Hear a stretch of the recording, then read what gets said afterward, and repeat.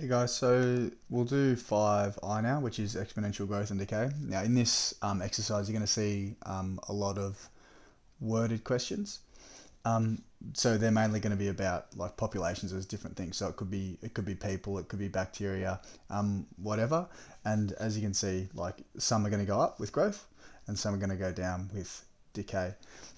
Now we have seen stuff before, like with growth and decay. But for example, you might see growth that might be look a little bit more linear. So for example, you've always seen that, or so many times you've seen that question about taxi drivers. So they might start off with a certain amount, and then just the rate stays the same every hour. So it's linear. But when we're looking at exponential, we might start off at that same rate. Let's just say it's 10. Doesn't really matter. But with exponential, it's going to keep on going up and up and up, just like that. Rather than that constant rate, it's going to be an increasing rate of growth. So the rate of growth with exponential, it depends on whatever the quantity was the day before. Okay, so we'll see it. We'll go through a couple of examples that show that. But firstly, before we do any of those examples, let's just look at the formulas that we've been given here. So these ones here are for growth, and these ones here are for decay. Now it might look like there's a couple of different formulas for growth and a couple of different formulas for decay, but there isn't really. They are the same thing. It's just that this is what we're going to use if we haven't been given like the growth factor. It hasn't told us how much it increases by each day or each time period. This is what we'd use if we have been given that growth factor. So for example, it might be telling us that we're increasing by, I don't know, or we're doubling each day. That means we could just straight away put 2 into where B is. And most of the time we're going to be using this kind of thing because they won't tell you the growth factor, except we'll end up using this towards the end. And I'll just kind of be more clear about when you'd actually use that. Okay, so let's have a look at this first question. So at the beginning of the year 2000, the rabbit population in Doncaster was 8,000, and by the start of 2007, the population has declined to 3,000. So we can see that it has said that it's declined, but we can see that it's starting at 8,000, and then after a few years, 7 years, it's 3,000.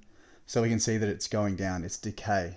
So that would mean that we have to be dealing with this rule here. So we should see the negative in there, rather than the positive k, which we'd be using if it was growth.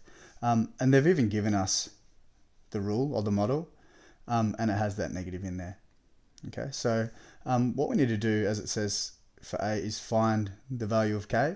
We need to be able to find the value of k if we're making any predictions. So like it says here with B, find the rabbit population at the beginning of 2017. We're not going to be able to do that if we can't find the value of k. So let's try to find the value of k, and we're going to use the information that we've been told just here. Alright, so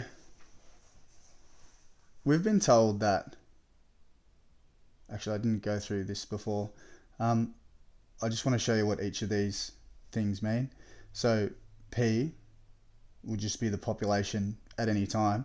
P0 would be the population right at the start of time, and then T is time. Now don't worry about K too much at the moment, but we do need to make sure we're always filling in what the value of K is. Okay, so it's told us that at the beginning of 2000, the rabbit population was 8,000 rabbits. So that must mean that our population at the start is 8,000. And it also told us that by the start of 2007, so that's 7 years after the beginning, the population has gone to 3,000. Okay, so I can kind of make a couple of points here. So at the start, it's 8,000. And then we can see that when T equals 7, so from 2000 to 2007, the population has gone down to 3,000. So we can use all these values and plug it into this rule here, and k is going to be the only unknown, so we should be able to solve for it, which is what I'll do now.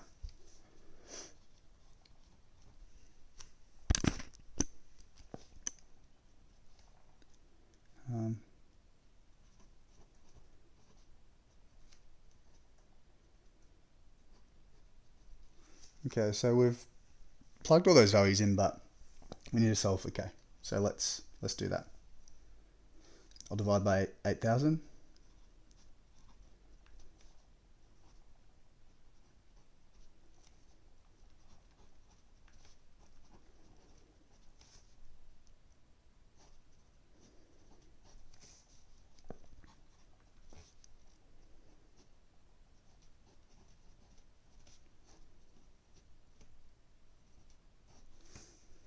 Let's not have the negative out the front there.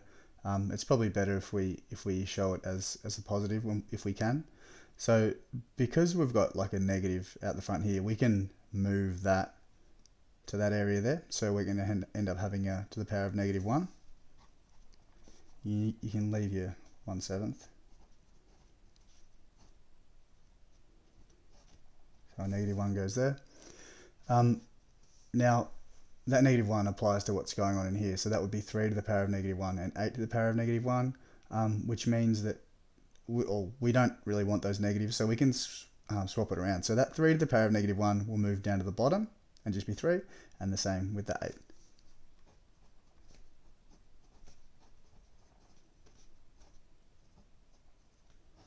Cool, so we have our k value there. We're going to be able to do b now.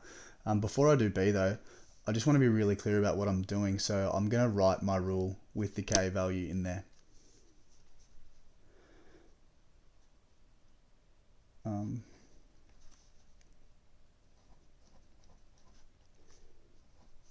Remember, it's a negative k value as well. We found k, but we need to put negative k in there, so don't miss out on that.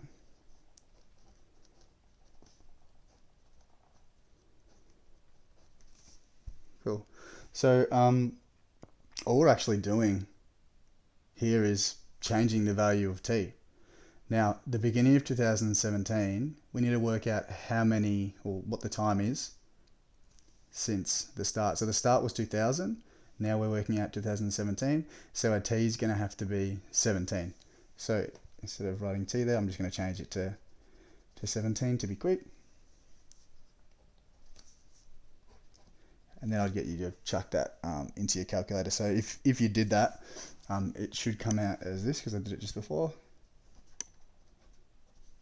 Okay, now we've got a bit of a problem though, because you can't have 0.92 rabbits, and we can't actually round up to 739. So we actually have to go down. So our answer is actually going to be 738 rabbits. And we're done. So there's the end of that example. Let's go to the next one. So I think if you do physics, you might know a little bit more about half-life. It's just the time it takes for something that's decaying, normally like your radioactive substance, which I think is written down here. Maybe not. Anyway, it's half of the time that it takes for only half of the initial substance to be remaining. Okay, but it is decay, as it says just here. So instead of using this rule up here, which was growth, we're using the decay rule. So with the decay rule, we're going to have that -1 there as well. Okay, so we're going to do something really similar to the last question, except there is a little tricky bit in there, because it's sort of given us slightly less information in a way. So it's told us that after 50,000 years, so that's the time, a sample of radium-226, whatever that is, has decayed 50% of its original mass. Okay, so I'm just going to write the rule down. Where are we?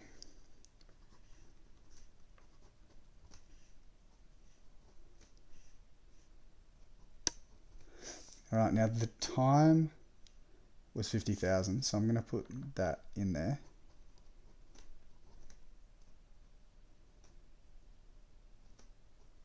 K, and it's told us that after that time, we have half of the original mass. So that's the original mass. So the current mass which we're putting in here is going to be half of the original mass. So that would just mean the original mass halved. All right, now let's see what happens now. I want to solve for k, but I need to get rid of this o first. So I'm going to divide that over here, which will end up giving me this.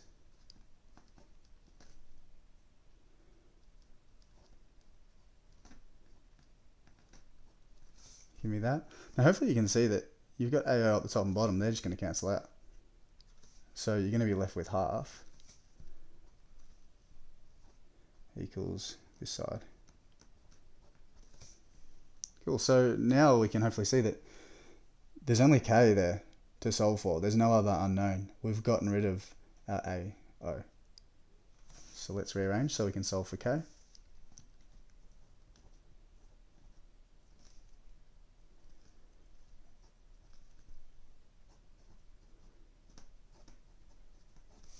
There we go.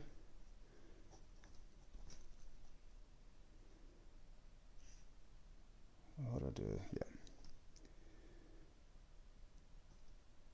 No, hang on.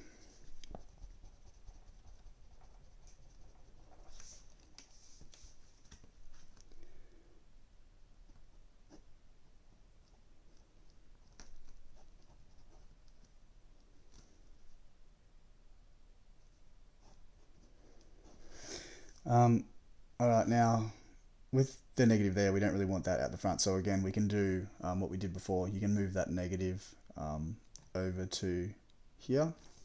So that'll give us just 150,000. The negative would go there, which would then flip our fraction over. So it's just going to be like that.